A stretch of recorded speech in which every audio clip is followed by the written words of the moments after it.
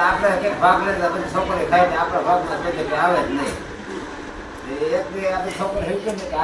આજે સમવડું કરીએ એ એના લોટ લેવા વડા બનાવીને જામમાં તેલમાં નાખા સમ થાય તો એક કોસેકડી ઉઠે કે માં સમ વડું તે ખાઈને થઈ ગયા. હવે બીજું વડું બને વળી સમ થાય તો ઉઠે બીજી કોસેકડી એટલે માં સમ વડું હાથે હાથ થઈ ગઈ. એને માન બાપો તેમને ત્યાં હાથ પૂછી ગયું. જંગલમાં રહીએ ઝૂંપડી વારે સિંહને વરુણ વાઘ ને આ રાત આપી ગર્જના થાય.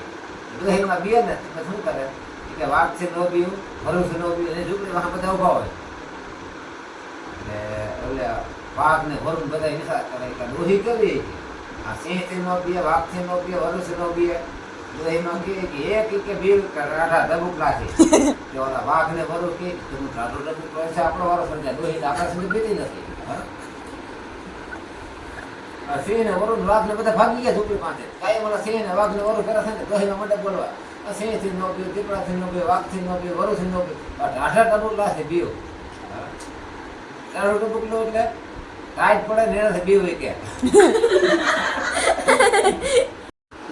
હનુમાનજી કે મારે રામદાવો વનવાસ કેને લીધો કે રામ હનુમાન ફરતા ગયા જંગલમાં રામને પૂછ્યા તો બોલો રામ ગયા એને વનનો દીધો માતા સુમિત્રા દીધા ભાઈ કઈ દીધો તો કઈ નથી દીધો તો વનમાં હું કામ આવ્યા કે વિધાતા લેખા લેખેવા રામે એવું કીધું વિધાતા એવા લેખ લખેલા કે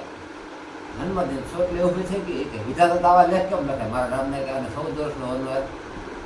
હનુમાનજી ફરતો ગયો વિધાતાના આવાસે જાય સોટલો ગાળીને ઉપાડી રામના પગમાં પસાડી એટલે બોલી કે આવા રામના લેખ કેમ લખે તારા 14 વર્ષ વનવાસ. વિધાતા હાથ જોડી ગયા હનુમાનજી મારે વાત સાંભળી ગયો તો તમારે મને જે સજા કરી દો તો હું